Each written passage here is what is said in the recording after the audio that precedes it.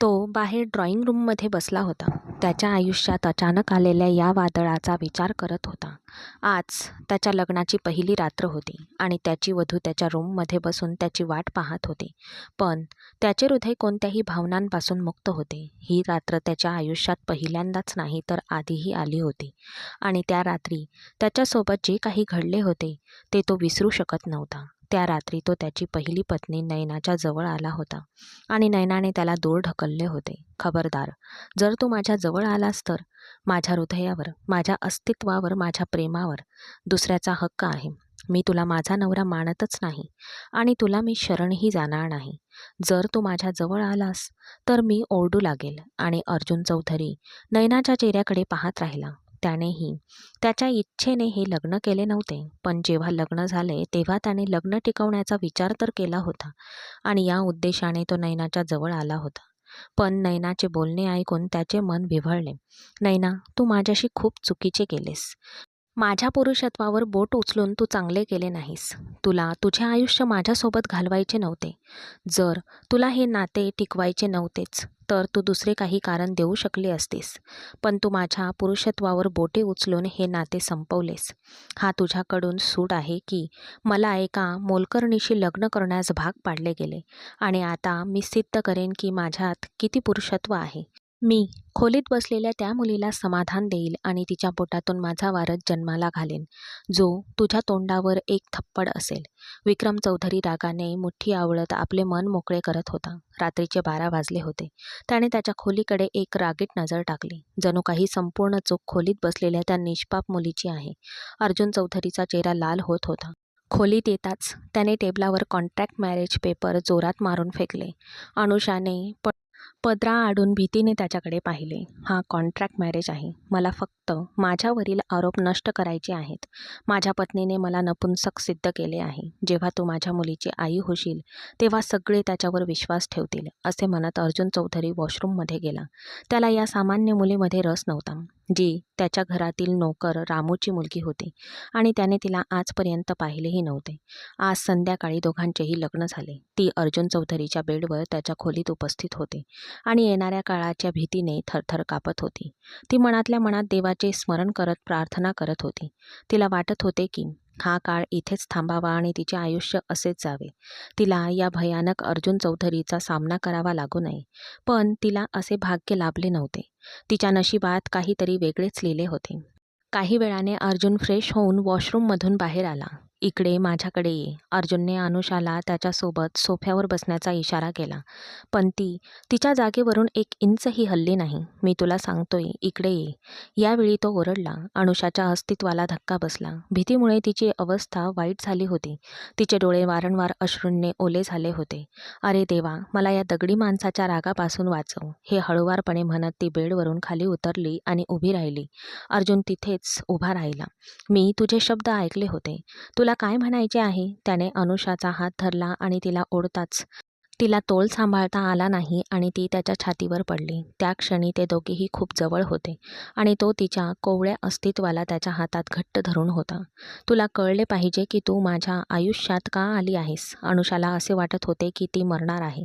तिच्या डोळ्यातून काही अश्रू गळून अर्जुनच्या शर्टवर पडले. अनुषाने आत्तापर्यंत डोके वाकवले होते. तुझा पदर उचल. जेव्हा अर्जुनने तिला पुढच्या आदेशाने खूप त्रास देत होता. तिनेही तिच्या लग्नाबद्दल अनेक स्वप्ने जपली होती. ती सर्व स्वप्ने आज एका क्षणात भंगली. तिच्या समोर उभ्या असलेल्या व्यक्तीने तिच्याशी लग्न केले होते, पण फक्त स्वतःच्या सोयीसाठी. अनुषाचे त्याच्या आयुष्यात काहीही महत्त्व नव्हते. तिने ऐकले होते की लग्नाच्या पहिल्या रात्री वर आपल्या वधूचा पदर उचलतो आणि तिला मुंह दिखाई देतो. पण इथे काहीतरी वेगळेच घडत होते, जे अनुषाने अजिबात विचार केला नव्हता. ती तिच्या विचारात हरवली होती आणि अश्रू ढाळत होती. तेव्हा तिच्या कानात अर्जुनची आणखी एक गर्जना ऐकू आली. मला माझा प्रश्न पुन्हा सांगण्याची सवयच नाही. हे ऐकून अनुषाने घाबरून तिच्या चेहऱ्यावरील पदर काढला. पण दुसऱ्या क्षणी अर्जुनची नजर क्षणभर तिच्या सुंदर चेहऱ्यावर स्थिर राहिली. ती इतकी सुंदर होती की जणू काही ढगांच्या आडून चंद्र बाहेर आला आहे आणि त्याने वातावरणात आपला प्रकाश पसरवला आहे. अर्जुनने त्याच्या आयुष्याची 10 वर्ष बाहेर घालवली होती, पण त्याने कधीही इतके सुंदर आणि निष्पाप, शुद्ध सौंदर्य कुठेही पाहिले नव्हते. तिच्या पापण्यांचे फडफडणे अर्जुनचे हृदय खूप धडधडत होते. त्याचे हात अनुषाच्या कमरेवरून सरकले आणि तिच्या पोटापर्यंत पोहोचले. त्याचा राग अचानक भेसासारखा कमी झाला आणि त्याच्या हृदयाची स्थितीही बदलू लागली. त्याची पकड सैल होताच अनुषाने संधी साधली आणि मागे हटली. अर्जुन तिच्या कृतीवर खूप रागावला. तुझ्या जागी परत ये, त्याने आदेश दिला आणि ती डोके टेकवून त्याच जागी शांतपणे उभी राहिली. अर्जुन भाई, कृपया मला सोडून द्या. मला तुमच्यासोबत राहायचे नाही. मला हे लग्न करायचे नव्हते. काकूंनी माझ्यावर जबरदस्ती केली आहे. ती काय म्हणत होती ते त्याला माहीत नाही, पण अर्जुनचे मन तिच्या तोंडातून निघालेल्या एका शब्दावर अडकले होते. त्याने सर्व अंतर पुसून टाकले आणि एका झटक्याने त्याने तिची पकड घट्ट केली. तू काय म्हणालीस? तू शुद्धीवर आहेस का? त्याच्या डोळ्यात आग ओकत होती. मी तुझा भाऊ नाही, समजले? मी तुझ्याशी लग्न केले आहे. जर तू हे शब्द पुन्हा उच्चारलेस तर मी तुझा जीव घेईन. अनुषा अर्जुनला खूप घाबरत होती. माफ करा अर्जुन भाई, तिने पुन्हा एकदा चूक केली होती, पण यावेळी तिला क्षमा मिळाली नाही. दुसऱ्या क्षणी अर्जुनने तिचे थरथरणारे ओठ धरले. अनुषाला तिच्या पायातून जीव निघून जात असल्याचे जाणवले. आधारासाठी तिने अर्जुनचा खांदा घट्ट धरला. काही वेळाने तो तिच्यापासून वेगळा झाला. तेव्हा तिने दीर्घ श्वास घेतला आणि स्वतःला सावरण्याचा प्रयत्न केला. भाई आणि प्रियकर यांच्यातील फरक तुला नक्कीच समजला असेल, असे तो डोक्यापासून पायापर्यंत तिच्याकडे पाहत अर्थपूर्णपणे म्हणाला. तिच्याजवळ येणारा तो पहिला पुरुष होता. आजच्या आधी कोणीही पुरुष तिच्या इतक्या जवळ आला नव्हता आणि अर्जुनला हे चांगलेच माहीत होते. त्याने अचानक अनुषाच्या ओठांवर बोट ठेवले. जेव्हा जेव्हा ती त्याला हाक मारायची तेव्हा ती त्याला भाई नावाने हाक मारायची. पिन काढताना अर्जुनचे हात क्षणभर थांबले. त्याने तिला बेडवर ढकलले. तो तिच्या डोळ्यात पाहू लागला. जर तुला वाटत असेल की मी तुझ्याशी शक्तीने वागू नये तर पुन्हा तोंडातून आवाज काढू नकोस, नाहीतर परिणामांसाठी तू स्वतः जबाबदार राहशील. तो प्रत्येक शब्दावर जोर देत बोलत होता. तर अनुषा रडण्याच्या स्वरात मान हलवू लागली. मला माफ करा अर्जुन भा. बाकीचे शब्द तिच्या तोंडातच राहिले. तर अर्जुन हसला. तेव्हा ती अचानक थांबली. चल, मी तुला एक छोटीशी प्रॅक्टिस करायला लावतो. हे ऐकून ती आश्चर्याने मोठ्या डोळ्यांनी अर्जुनच्या चेहऱ्याकडे पाहू लागली. माझ्याकडे असं पाहू नकोस, नाही तर मी प्रॅक्टिस विसरून फायनल सुरू करेन, तो अर्थपूर्ण पद्धतीने बोलला. मग अनुषाने अचानक तिची नजर हटवली. ती अजून लहान होती, पण मूर्ख नव्हती. अर्जुनने तिचा हात धरला आणि तिला उचलून आपल्या मांडीवर बसवले. अनुषाला लाजेने डोळे वर करणे कठीण झाले. तिच्या थरथरत्या पापण्या पाहून तो पुन्हा एकदा वाहू लागला आणि अचानक त्याने तिच्या डोळ्यांना ओठांनी स्पर्श करायला सुरुवात केली. त्याचा प्रत्येक स्पर्श अनुषाला वेड लावण्यास पुरेसा होता. आपण तर फक्त प्रॅक्टिस करत होतो. तिच्या बोलण्यावर तो किंचित हसला. काही काळापूर्वीचा राग अचानक निघून गेला होता.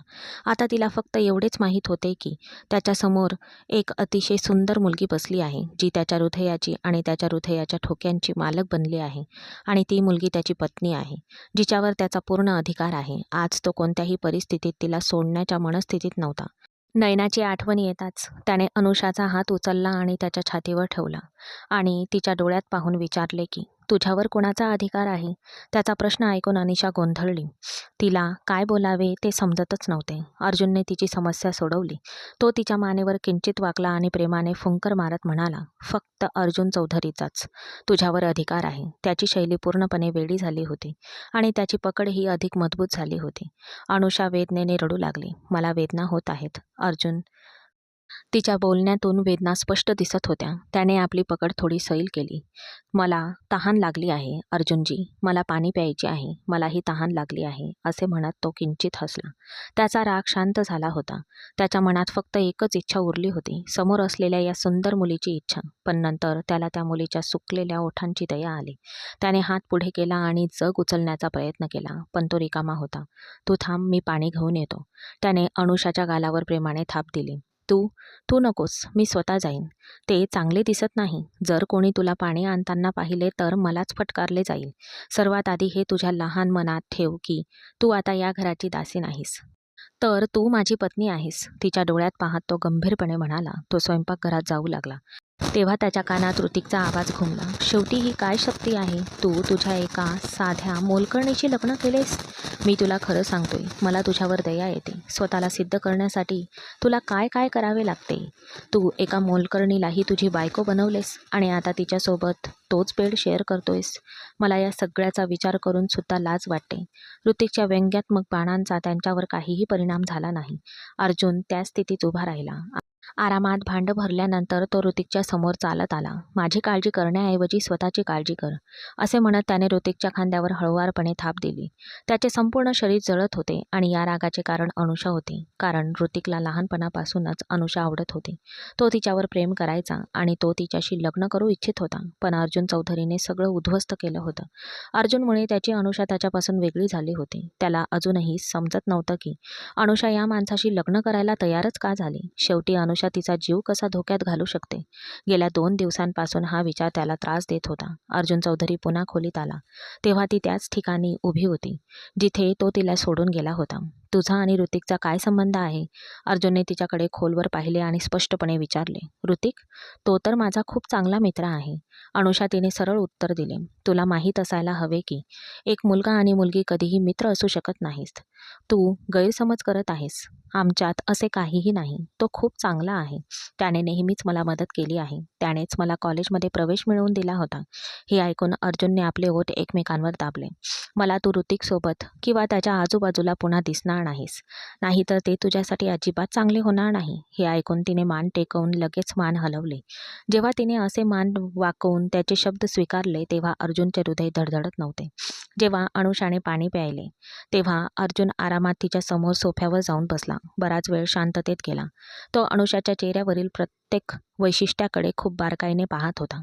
ही मुलगी सुंदर होती आणि तिने अर्जुनला खरोखरच भुरळ घातली होती. पण तो एका सामान्य मुलीला संपूर्ण जगासमोर त्याची पत्नी म्हणून ओळख करून देऊ शकत नव्हता. त्याचा एक दर्जा होता, एक स्टेटस होता. त्याला फक्त त्याचा उद्देश पूर्ण करायचा होता आणि नंतर करारानुसार या मुलीला सोडून द्यायचे होते. तुला तो करारपत्र आठवतोय का? मी तुला पुन्हा दाखवू? अर्जुनचा थंड आवाज तिच्या कानात घुमला आणि ती क्षणभर घाबरून त्याच्या चेहऱ्याकडे पाहू लागली. काही काळापूर्वी अनुषाला आनंद झाला की अर्जुनला ती आवडते आणि कदाचित तो तिला त्याच्या पत्नीचा दर्जा देईन, जो तिचा हक्क होता. पण अर्जुनने लगेच आपला पवित्रा बदलला. हे पाहून तिच्या घशात अश्रू अडकले. आजी बरोबर म्हणत होती. ही माणसे विश्वासार्ह नाहीत. ती देवाचे आभार मानत होती की पहिल्याच रात्री तिला अर्जुनच्या व्यक्तिमत्वाचा हा खास पैलू समजला होता की तो सूर्यप्रकाश आणि सावलीसारखा माणूस आहे. कधी-कधी तो खूप दयाळू होतो, कधी-कधी तो पूर्णपणे बेफिकीर आणि दगड हृदयी होतो. अनुषाने अश्रू पुसले आणि मोठ्या धाडसाने त्याला सांगितले की मला कराराचे कागदपत्र आठवतात. तुला मला काहीही आठवण करून देण्याची गरजच नाही. मी तुझ्या आयुष्यात का आली आहे हे मला माहीत आहे. मग रडण्याचा काही उपयोगच नाही, कारण मला रडणाऱ्या मुली आवडत नाहीत. तो शांतपणे बोलला.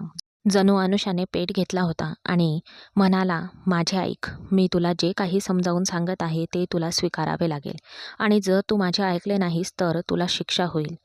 तू माझ्या आयुष्यात तोपर्यंत राहशील जोपर्यंत तू मला मूल देत नाहीस. माझे मूल या जगात येताच तुला घटस्फोटाचे कागदपत्र मिळतील आणि मी या कराराच्या कागदपत्रांवर नमूद केलेले सर्व पैसे तुला देईन. जोपर्यंत मी तुझ्या आयुष्यात आहे तोपर्यंत तू दुसऱ्या कोणाकडेही पाहू शकत नाहीस. माझ्यापासून वेगळे झाल्यानंतर तू ज्याच्याशी लग्न करू इच्छितेस त्याच्याशी लग्न करू शकतेस. मला त्यात काहीही अडचण नाही. तो हे सर्व अगदी सामान्य पद्धतीने बोलत होता. त्याचे शब्द अनुषाच्या हृदयाला चाकूसारखे भोसकत होते. हे त्याला कळत नव्हते. शेवटी एखादी व्यक्ती इतकी दगडी मनाची आणि ढोंगी कशी असू शकते? तिला अर्जुनबद्दल प्रचंड द्वेष वाटत होता आणि भीतीने तिच्या संपूर्ण अस्तित्वावर कब्जा केला होता. जा आणि लवकर चेंज करून ये. माझ्याकडे जास्त वेळ नाही. मला काम लवकरात लवकर पूर्ण करायचे आहे. बरं, असं थंड शब्दात बोलून त्याने तिला तिच्या स्थितीची आठवण करून दिली. अनुषा तिचे अश्रू गिळत वॉशरूममध्ये गेली आणि मग वॉश बेसिनसमोर उभी राहून ती रडू लागली.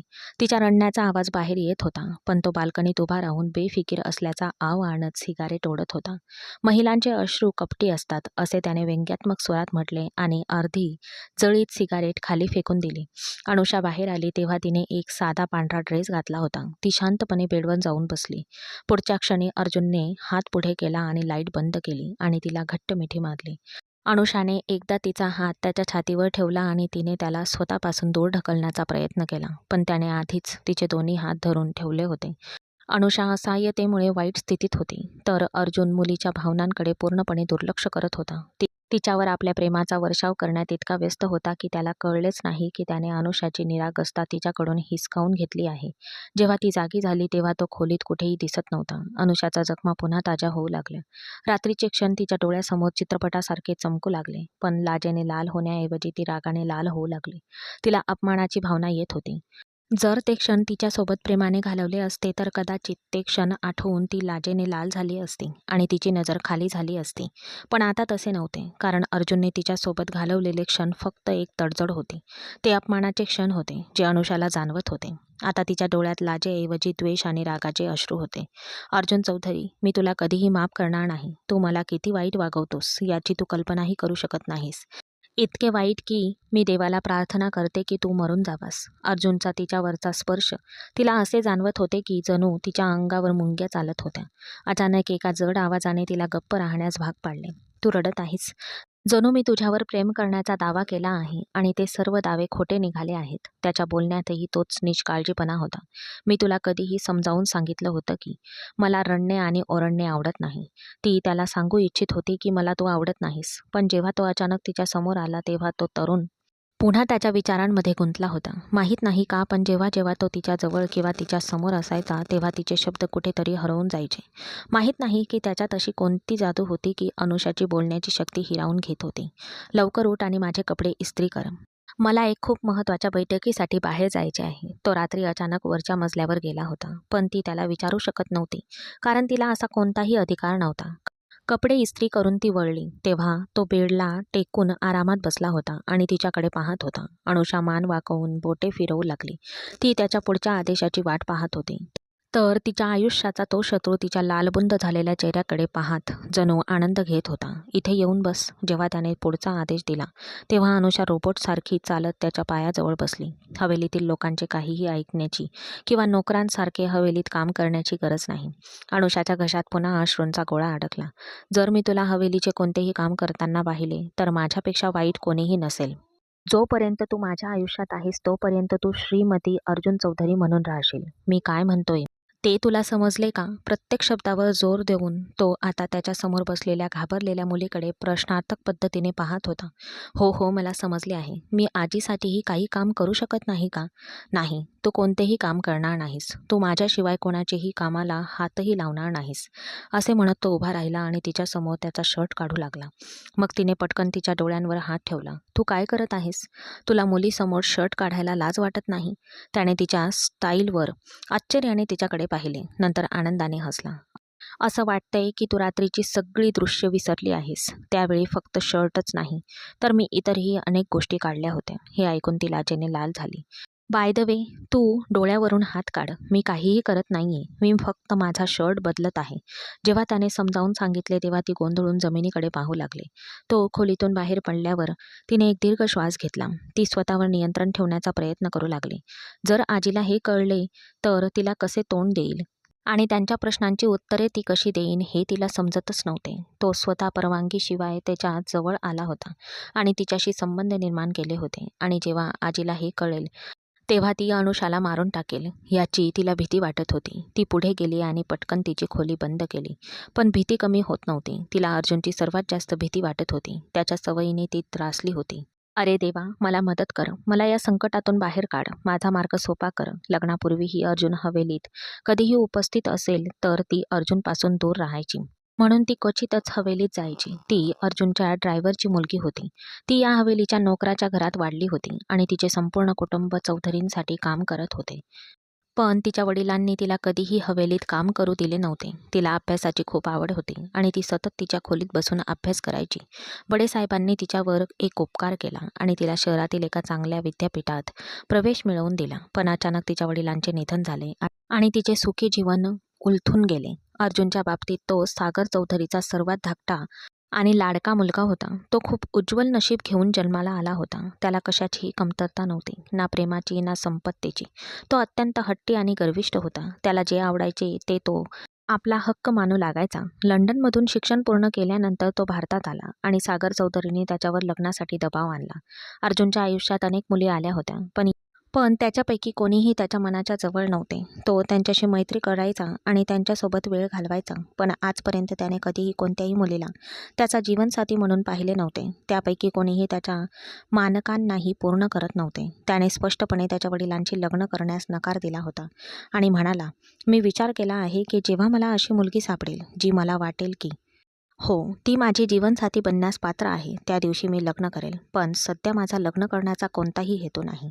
सागर साहेबही त्यांच्या मुलासारखेच हट्टी होते. अर्जुनच्या संमतीशिवाय त्याने 2 महिन्यांपूर्वी त्याच्या मित्राच्या मुलीशी त्याचे लग्न निश्चित केले. जेव्हा अर्जुनला हे कळले तेव्हा त्याने खूप आवाज उठवला की तो अशा कोणत्याही मुलीशी लग्न करू शकत नाही. सागर साहेबांनी पुन्हा संयमाने वागून त्याला समजावून सांगितले की जर तुला हवे असेल तर तू त्या मुलीला भेटू शकतोस. लग्नापूर्वी एकमेकांसोबत हवा तितका वेळ घालवू शकता आणि एकमेकांना समजून घेण्याचा प्रयत्न करा. पण अर्जुनला त्या मुलीशी बोलण्यात किंवा तिच्यासोबत वेळ घालवण्यात रस नव्हता. त्याची मंगेतर नैनाची ही स्थिती त्याच्यापेक्षा वेगळी नव्हती. तिलाही तिचा एक मित्र आवडायचा आणि ती त्याच्याशी लग्न करू इच्छित होती. जर ती तिच्या वडिलांच्या विरोधात गेली असती तर तिला घरातून हाकलून लावले गेले असते आणि ती हे विलासी जीवन जगू शकली नसती. म्हणून तिने अर्जुनच्या खांद्यावर बंदूक ठेवून गोळीबार करण्याचा निर्णय घेतला. पण अर्जुनने दोन्ही हात वर केले आणि म्हटले की जर तुला या लग्नाने अडचण असेल तर तूच ते नाकार, कारण त्याला त्याच्या वडिलांकडूनही अशीच धमकी मिळाली होती. सागर साहेबांनीही असेच म्हटले होते की जर तू नैनाशी लग्न केले नाहीस तर मी तुला माझ्या संपत्तीपासून वेगळे करेन आणि म्हणूनच अर्जुनलाही ही संपत्ती गमवायची नव्हती. जरी त्याचे मन खूप शांत झाले होते की जरी ती मुलगी त्याच्या आयुष्यात आली तरी त्याचे लग्न जास्त काळ टिकणार नाही, कारण तिलाही या लग्नात रस नव्हता. त्यानंतर तो पुन्हा स्वतंत्र होईल आणि त्याच्या इच्छेनुसार त्याचे आयुष्य जगेल. शेवटी त्याचे नैनाशी लग्न झाले. अनुषाने अर्जुनच्या लग्नाच्या सर्व कार्यक्रमांना हजेरी लावली होती. अनुषाची नजर क्षणभर त्या गर्विष्ठ आणि असभ्य मुलावर खेळली होती. अर्जुन खूप देखणा होता आणि तो कोणत्याही मुलीचे स्वप्न असू शकला असता. बघणाऱ्यांच्या नजरा त्याच्यावर खिळल्या होत्या. अनुषाची नजर ही वारंवार अर्जुन चौधरीकडे वळत होती. ती तिच्या विचारांमध्ये हरवलेली उभी होती आणि अचानक ऋतिक तिथे आला. "मॅडम, तुम्ही आज खूप छान दिसत आहात." हे ऐकून ती मंद हसली आणि म्हणाली, "माझ्याशी फ्लर्ट करण्याचा प्रयत्न करत असाल तर खबरदार, नाहीतर मी सागर काकांकडे जाऊन तुमची तक्रार करेन." अनुषाने हसून म्हटले, "अरे, मी इतकं धाडस कसं करू शकतो की मी तुझ्याशी फ्लर्ट करण्याचा विचारही करू शकतो? मी मनापासून तुझी स्तुती करत होतो." अनुषाला त्या क्षणी तिच्या वडिलांची आठवण आली. तिच्या आईच्या मृत्यूनंतर तिच्या आयुष्यात तिचे वडीलच उरले होते, कारण तिची आई तिला लहानपणीच सोडून गेली होती आणि ती तिच्या वडिलांच्या खूप जवळ होती. ती जेव्हा जेव्हा तयार व्हायची तेव्हा तिचे वडील लगेच तिच्या कानाखाली काळा टिका लावायचे. पण आज तिचे वडील तिथे नव्हते. काही महिन्यांपूर्वीच ते हे जग सोडून गेले.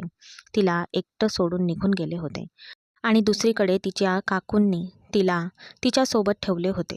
अर्जुनच्या लग्नानंतर तिची काकू हवेलीत अधिकाधिक येऊ लागली. आता ती अनुषाला जबरदस्तीने सोबत घेऊन जायची आणि तिला स्वयंपाकघराचे काम करायला लावायची. अनुषाचा स्वयंपाक खूप चविष्ट होता. एकदा जेव्हा अर्जुनने तिने बनवलेले जेवण खाल्ले तेव्हा तो तिचे कौतुक करण्यापासून स्वतःला रोखू शकला नाही. त्याच्यात आणि नैनामध्ये काहीही सामान्य नव्हते. नैनाला त्याच्यापासून सुटका करून तेथून निघून जायचे होते. लग्नाच्या काही दिवसांनी तिने गोंधळ घातला आणि म्हटले की मी अर्जुनसोबत राहूच शकत नाही, तो नपुंसक आहे. तिने संपूर्ण कुटुंबासमोर अर्जुनचा आदर खराब केला होता. आश्चर्य आणि रागाच्या भावनांनी तो त्याच्या शेजारी उभ्या असलेल्या त्या नागिनीकडे पाहत होता, ज्याला ती आवडत नसतानाही तो तिचा आदर करत होता. पण नैना त्या आदराचा लायक नव्हती. त्याला माहीत होते की हे लग्न जास्त काळ टिकणार नाही. नैना त्याच्यापासून वेगळी होईल, पण अर्जुनने स्वप्नातही कल्पना केली नव्हती की ती त्याच्यावर असे आरोप करून त्याच्यापासून वेगळी होईल. जेव्हा तिने सर्वांसमोर घटस्फोटाची मागणी केली तेव्हा अर्जुननेही तिला विचार न करता घटस्फोट दिला. पण त्याच्यावर लावण्यात आलेल्या आरोपामुळे अर्जुन खूप अस्वस्थ झाला. नैना तिची इच्छा पूर्ण करून घरी परतली. सागर साहेबही खूप लाजिरवाणे झाले होते. बेटा, त्याला काहीतरी बोलायचे होते, पण अर्जुनने त्याला बोलू दिले नाही. मी आधी तुमचे ऐकले होते, पण आता मी माझ्या इच्छेनुसार करेन आणि मला आशा आहे की तुमच्यापैकी कोणीही मला थांबवणार नाही. तुमचे सर्व ऐकून मी आधीच अपमानित झालो आहे. अर्जुनने त्याला काही ऑडिओ प्ले करून दाखवले, ज्यात नैना त्याच्याशी गैरवर्तन करत होती आणि त्याच्या कुटुंबातील सदस्यांना शिवीगाळ करत होती. पण या घटनेनंतर अनुषाच्या काकूंनी हवेलीतले येणे जाणे वाढवले आणि एके दिवशी ती अर्जुनच्या खोलीत जाऊन त्याला म्हणाली, "साहेब, तुमच्यावर लावण्यात आलेले आरोप दूर करायचे असतील तर तुम्ही माझ्या पुतणीशी लग्न करून तिच्या पोटी पुत्रप्राप्ती करून तो दूर करू शकतात. मूल जन्माला आल्यावर तुम्ही माझ्या पुतणीला घटस्फोट द्या आणि त्या बदल्यात आम्हाला आमचा उदरनिर्वाह करण्यासाठी मदत करा." अर्जुनला या सल्ल्यामुळे काहीही नुकसान दिसले नाही. आजीच्या विरोधात न जुमानता त्याने अनुषाशी लग्न केले. हवेलीत लोकांसमोर हे सर्वसामान्य लग्न होते, पण अनुषाला माहीत होते की हे एक करार विवाह आहे. त्या दिवशी अर्जुन अनुषाच्या क्वार्टरमध्ये आला आणि त्याने अनुषाच्या समोर काही कागदपत्र निर्दयीपणे फेकली. सुरुवातीला या गर्विष्ठ राजकुमाराला तिच्यासमोर पाहून तिला धक्का बसला. पण नंतर जेव्हा तिने अर्जुनच्या भेटीचा उद्देश ऐकला तेव्हा तिला पायाखालून जमीन सरकल्यासारखे वाटले. तिच्या डोळ्यात अश्रू येऊ लागले. मी हे कसे करू शकते? तिचा नकार ऐकला तेव्हा अर्जुन रागाने संतापला. मग मी कोण? मी तुला मिळवण्यासाठी आतुर आहे असे काहीही नाहीये. तुझ्या काकूनेच मला हा प्रपोजल दिला होता. संध्याकाळपर्यंत तुझे उत्तर दे असे म्हणत तो क्वार्टरमधून निघून गेला आणि काकूच्या आग्रहास्तव तिने अखेर होकार दिला आणि आता ती त्याची पत्नी बनून त्याच्या आयुष्यात सामील झाली होती. अर्जुनने यापूर्वी कधीही अनुषाकडे बारकाईने पाहिले नव्हते आणि लग्नाच्या रात्री जेव्हा त्याने तिचे सौंदर्य पाहिले तेव्हा त्याला स्वतःवर नियंत्रण ठेवणे कठीण झाले होते. अर्जुन खोलीतून बाहेर पडला होता आणि ती जळलेल्या मांजरीसारखी खोलीत फिरत होती. तेव्हा अचानक खोलीचा दरवाजा वाजला आणि तिच्या अंगात भीतीची लाट पसरली. अरे अनुषा, लवकर दार उघड. मोठी मालकीण तुला बोलवत आहे. काकूंचे बोलणे ऐकून तिला असे वाटले की ती आता आणखी श्वास घेऊ शकणार नाही. तिने संकोचून दार उघडले. मी इतक्या वेळेपासून दाराची बेल वाजवत आहे. तू कुठे होतीस?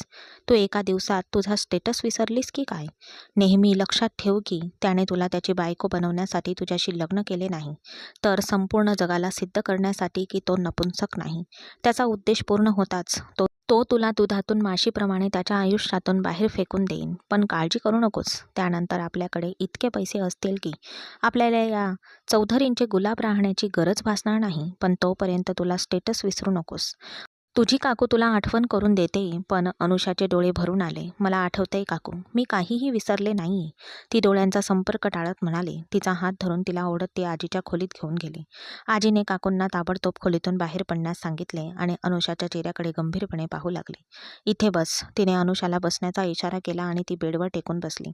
ती तिच्या बारकाईने निरीक्षण करणाऱ्या नजरेने अनुषाला पाहत होती. माझ्या पायाशी ये आणि इथे बस, जिथे तू पूर्वी बसायचीस. तिच्या बोलण्यात स्पष्ट द्वेष होता. अनुषाला डोके वर करणे कठीण झाले होते.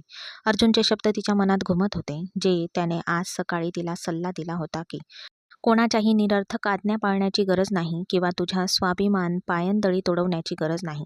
पण ती काय करू शकते? ती लहानपणापासूनच त्यांच्या तुकड्यावर वाढली होती. आता ती अचानक कशी बंड करू शकली असती? आणि आजीच्या आज्ञेचे पालन करत ती तिच्या पायाजवळ जाऊन बसली. आजीला आणखी राग आला. मुली, मी तुला जे काही समजावून सांगितले होते तेच तू केलेस ना? आजी तिच्या चेहऱ्याकडे अत्यंत द्वेषाने पाहत म्हणाली. पण ती हो मध्ये मान हलवू शकली नाही. दुसऱ्या क्षणी आराधनाजींनी तिचे केस हातात घेतले, कारण तिच्या चेहऱ्यावर पसरलेले रंग पाहून तिला समजले की तिने या मुलीला जे काही समजावून सांगितले होते ते तिने ऐकले नव्हते. जर तू तुझी जागा विसरलीस तर मी तुला आणि तुझ्या मुलाला या जगातून कायमचे गायब करेल. फक्त एक सभ्य स्त्रीच या हवेलीला वारस देऊ शकते. ती रागाने गर्जना करत म्हणाली. अनुषा लहान मुलीसारखी रडू लागली. त्या क्षणी खोलीचा दरवाजा अचानक उघडला. अर्जुनला तिच्या खोलीत पाहून आराधनाजी क्षणभर घाबरली. तिने अनुषाला उठण्याचा इशारा केला, पण ती डोके टेकवून रडत राहिली. अर्जुनने आजीच्या चेहऱ्यावरचे भाव पाहिले होते. इथे काय चालले आहे आणि तू असे का बसली आहेस? जर तुला स्वतःला एक अबला नारी म्हणून दाखवण्याची इतकीच आवड असेल तर तू तुझ्या खोलीत जा आणि मग दाखव. त्याने अनुषाला फटकारले. तिने एक परिचित आणि दयाळू आवाज ऐकून पटकन आपले अश्रू पुसले आणि अर्जुनकडे पाहू लागले. तो क्रूर होता, पण तो इतरांपेक्षा चांगला होता की वाईट? अनुषा सांगू शकत नव्हती. त्या क्षणी तिला तो कडक उन्हात सावली वाटत होता. मी विचारले, तू जमिनीवर का बसली होतीस? अर्जुनने त्याच्या आजीकडे पाहिले आणि नंतर तिला कठोरपणे विचारले, तुझ्या तोंडाला फेविक्विक लावले आहे का? लवकर उत्तर दे. मी माझ्या वस्तू आणायला आलो होतो आणि मग मला ऑफिसला जावे लागेल. तो चिडून म्हणाला. आजीने मला बसायला सांगितले, जरी मी बेडवर बसले होते. ती निरागसपणे म्हणाली, आजी, मी तुम्हाला आणि हवेलीतील इतर महिलांना समजावून सांगितले होते की ती आता माझी पत्नी आहे आणि जोपर्यंत ती हवेलीत आहे तोपर्यंत ती माझ्या पत्नीसारखी पूर्ण आदराने जगेल. जर कोणी तिचा अनादर करण्याचा प्रयत्न देखील केला तर माझ्यापेक्षा वाईट कोणीही असणार नाही. मी तिला घेऊन कायमचा हवेलीत सोडून जाईल. त्याच्या बोलण्यात कोणताही ढोंग नव्हता. तो आता कोणालाही घाबरत नव्हता, कारण लग्नाच्या काही दिवस आधी त्याने संपूर्ण मालमत्ता त्याच्या नावावर केली होती. मुलासमोर आधीच लाजलेल्या सागर चौधरीने त्याचा वाटा त्याला कोणत्याही आडकाठी न करता दिला होता. अरे बेटा, तुला वाटतंय तसं नाहीये. मला जे समजलं, मला मला समजलं आजी, मी तुमचा खूप आदर करतो. मी तुमच्याशी गैरवर्तन करण्याचा विचारही करू शकत नाही. जोपर्यंत माझ्या पत्नीचा आदर केला जातो तोपर्यंत मी तुमच्यासमोर उभा राहणार नाही. पण ज्या दिवशी तुम्ही तिचा अपमान करण्याचा प्रयत्न केला, तर मी काहीही न बोलता इथून निघून जाईन.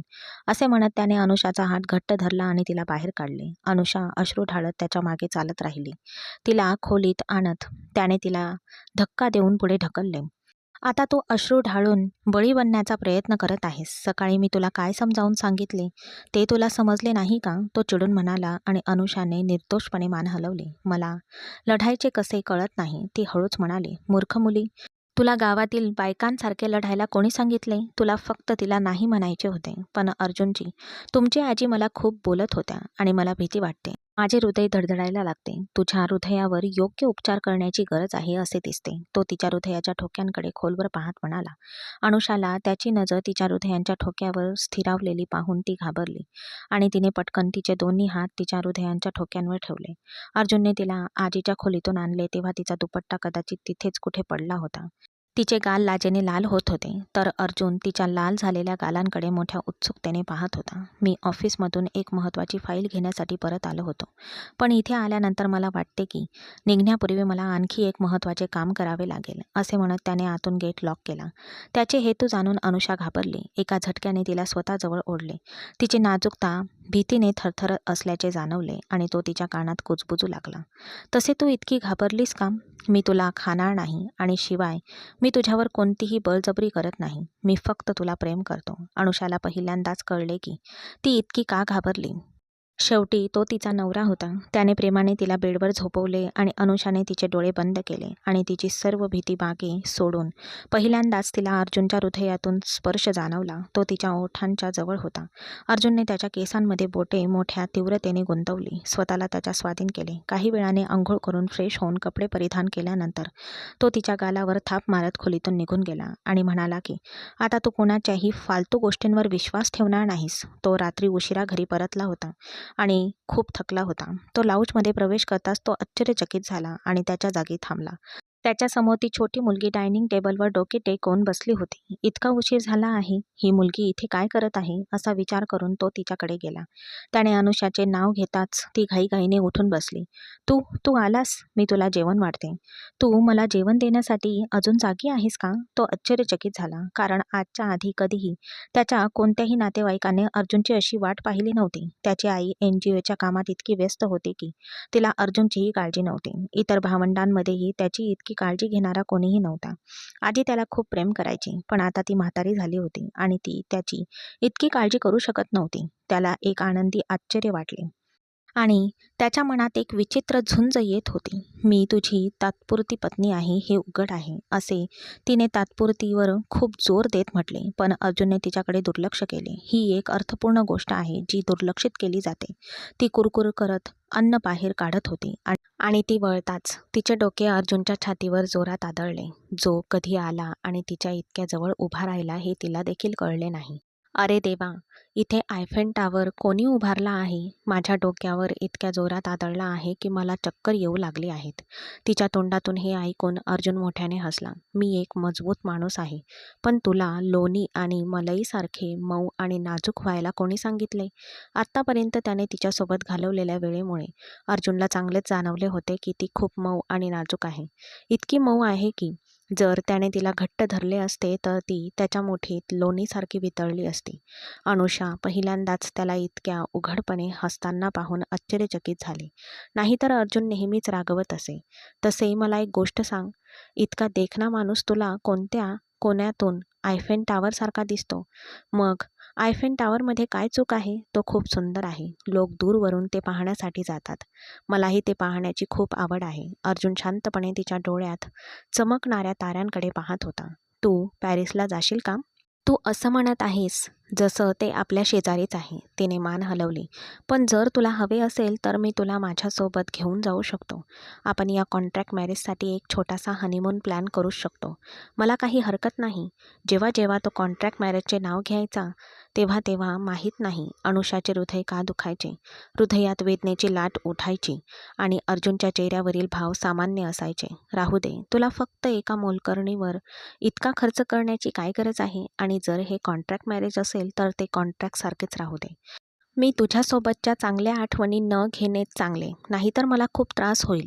मी तुला कधीही समजावून सांगितले होते आणि आताही मी ते सांगत आहे. माझ्यासोबत ही असहाय्यता पुन्हा पुन्हा रडू नकोस.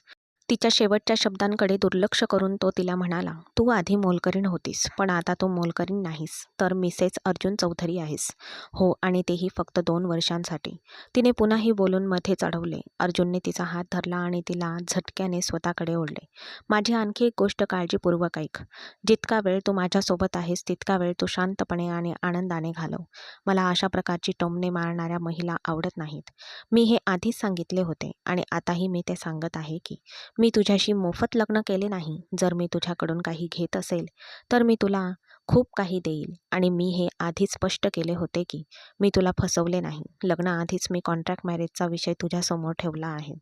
अचानकच वातावरण जड झाले आणि तिचे डोळे पुन्हा अश्रूंनी ओले झाले. यार, तुझी अश्रूंची टाकी लगेच भरते, तो रागाने म्हणाला. मला खूप भूक लागली आहे, मला लवकर जेवण आण. जेव्हा तिने अर्जुनसमोर गरम आणि चविष्ट जेवण ठेवले तेव्हा त्याची भूक शमली. त्याच्या मनाला समाधान वाटले.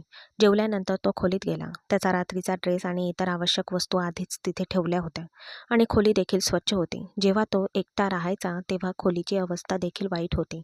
आठवड्यातून एकदा मोलकरीण खोली स्वच्छ करण्यासाठी जायची. ती सर्व वस्तू पुढे मागे ठेवत असायची, पण आता सर्व काही त्याच्या जागी होते. ती मुलगी घरकामात खरोखरच पारंगत होती. तू ज्याची कायमची पत्नी होशील त्याचं नशीब खुलेलच, असं बोलून त्याने पुन्हा एकदा अनुषाचं मन मोडलं. अनुषाला काहीही उत्तर देणं योग्य वाटले नाही. कदाचित तिला आता या शब्दांची सवय झाली असेल. फ्रेश होऊन तो बाहेर आला तेव्हा ती सोफ्यावर झोपली होती. त्याच्या कपाळावर आढ्या पडल्या होत्या. त्याने पुढे सरकून अनुषाला आपल्या कुशीत घेतले आणि बेडवर झोपवलं. बघ, आपल्यात असं काही रागाचं नातं नाही.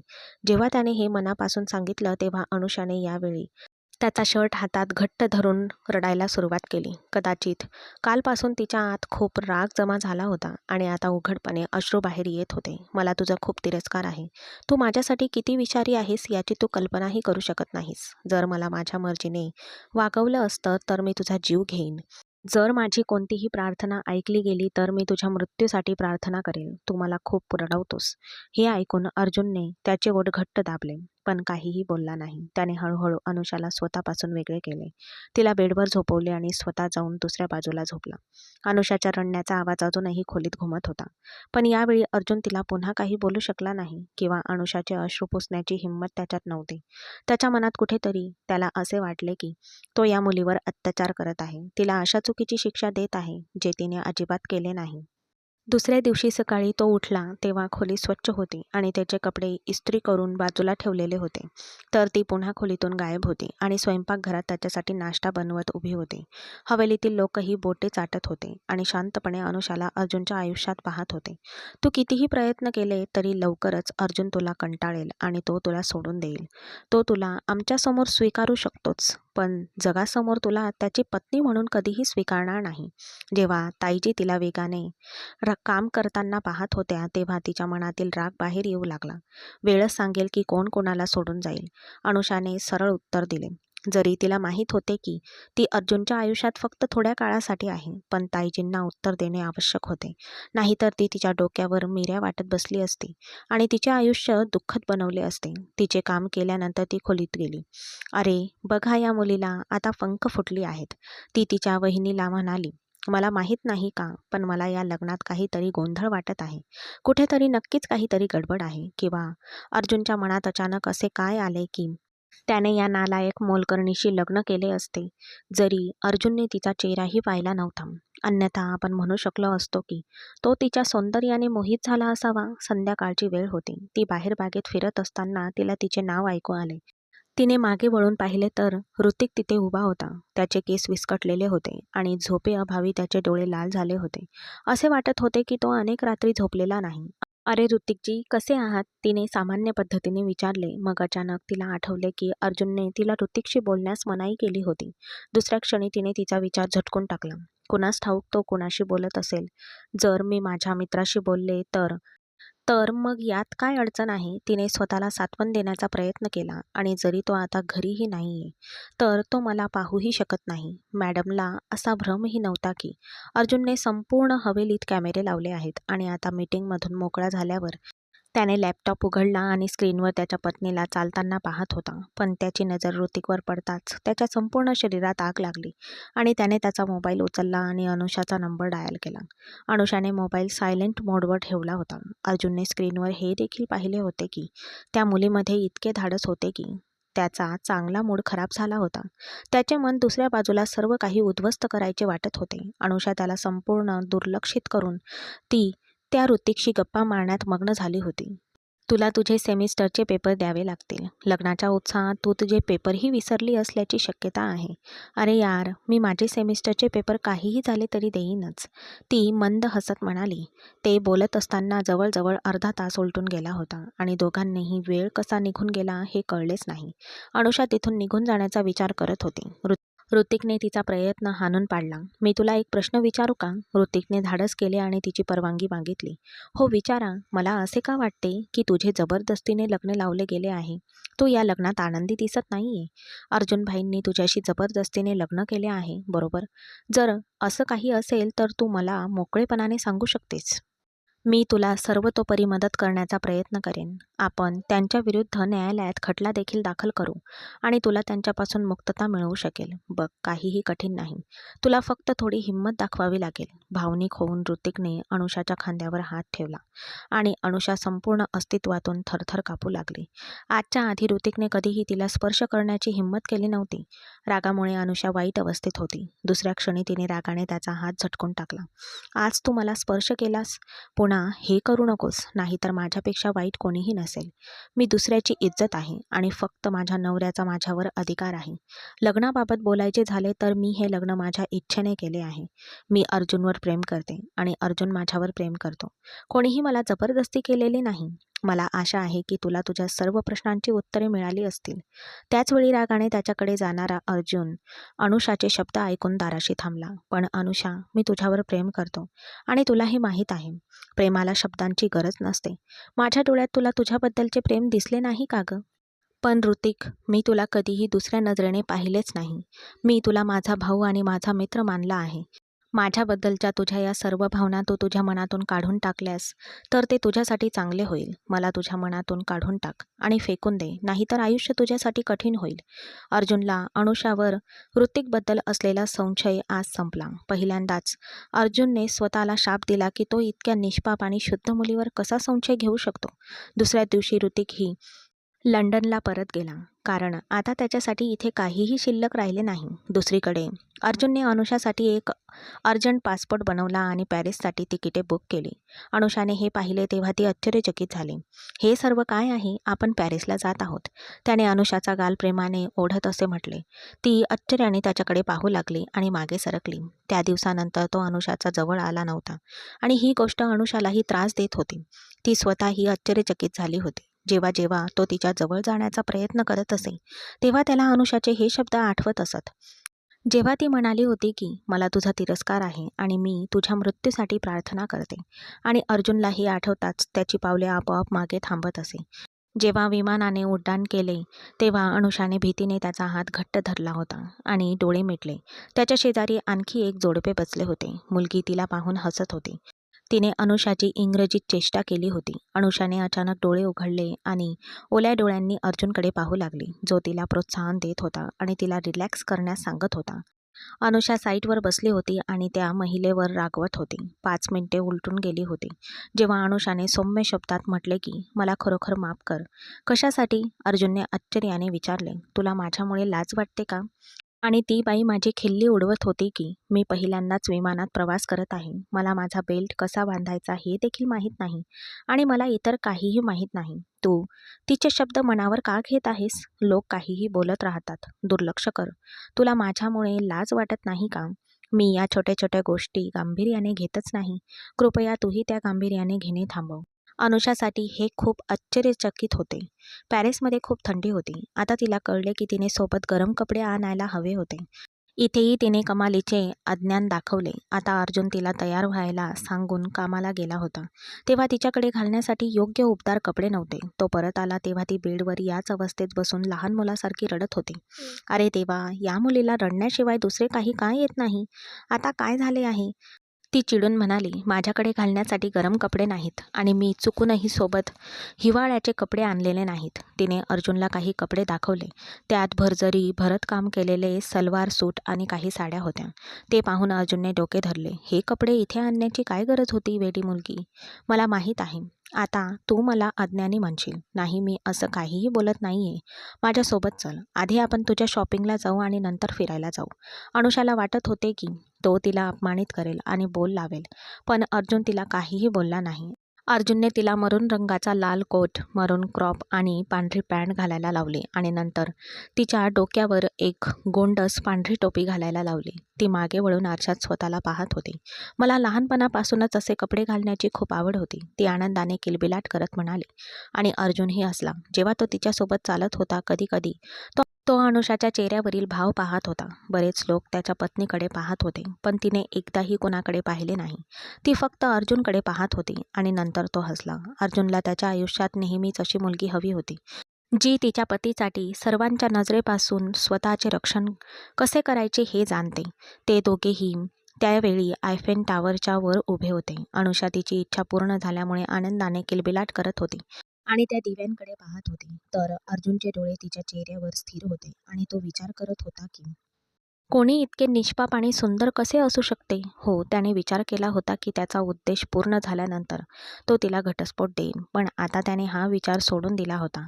त्याला तिच्यासारख्या मौल्यवान मुलीला गमवायचे नव्हते. मी ऐकले आहे की जो कोणी इथे येतो आणि आपल्या जोडीदाराला अंगठी घालतो, तो कधीही आपल्या जोडीदारापासून वेगळा होत नाही. अर्जुन जड स्वरात म्हणाला. तेव्हा अनुषाने उत्तर दिले नाही. मलाही माझे संपूर्ण आयुष्य तुझ्यासोबत घालवायचे आहे. मला कधीही तुझ्यापासून वेगळे व्हायचे नाही. अनुषाने पहिल्यांदाच आश्चर्याने डोळे मोठे केले. अर्जुनने तिच्यासमोर गुडघ्यांवर बसून अनुषाचा हात मागितला. अनुषाच्या डोळ्यात आनंदाने आणि खात्रीनेही अश्रू आले. तू म्हणाला होतास की मी काहीही म्हणालो असो. आता ते विसरून जा. मी वेडा होतो. मला माहीत नव्हते की तू किती सुंदर मुलगी आहेस आणि एक असा हिरा आहेस जो गमावून मी आयुष्यभर भिकारी होईन. आणि मला तुझे महत्त्व कळले आहे आणि मी खूप विचार करून हा निर्णय घेतला आहे. मला आश्चर्य वाटते, पण काय सांगता येते? सकाळपर्यंत तुझा हेतू बदलला तर? अनुषा चोरून पाहत म्हणाली. आता माझा हेतू माझ्या संपूर्ण आयुष्यात बदलणार नाही. त्याच्या वृत्तीत आत्मविश्वास होता. अनुषाने पुन्हा एकदा त्याच्यावर विश्वास ठेवण्याचा निर्णय घेतला आणि मग जसजसा वेळ गेला तसतसा अनुषाला वाटू लागले की तिचा निर्णय खरोखरच खूप चांगला ठरला आहे. अर्जुनने तिला आयुष्याच्या कोणत्याही टप्प्यावर कधीही कमीपणाचे वाटू दिले नाही आणि तो तिला पार्ट्यांमध्येही घेऊन जात असे. आणि जर तिथे असेल तर जेव्हा जेव्हा अनुषा गोंधळून जायची तेव्हा तो मोठ्या आत्मविश्वासाने परिस्थिती हाताळायचा. तो ज्या पद्धतीने आपल्या पत्नीची ओळख सर्वांना करून देत असे, त्यामुळे त्याच्या समाजातील सर्वजण अनुषाचा आदर करायचे. अनुषा देखील त्याच्यासोबत फिरून खूप आत्मविश्वासू झाली होती. तिने कोणाशी कसे वागावे, कसे बोलावे हे देखील शिकले होते. त्यासोबतच तिने तिचं शिक्षणही सुरू ठेवलं. तिने कायद्याची पदवी घेतली आणि नंतर काही काळ प्रॅक्टिस केली.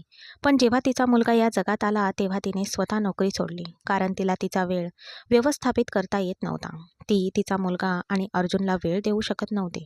अर्जुन तिच्या त्यागाबद्दल पूर्वीपेक्षा जास्त कृतज्ञ होता. तो तिला पूर्वीपेक्षा जास्त प्रेम आणि आदर करू लागला. दोघांचेही इतके प्रेम पाहून चौधरी हवेलीतील लोकांनीही अनुषाला मनापासून स्वीकारले.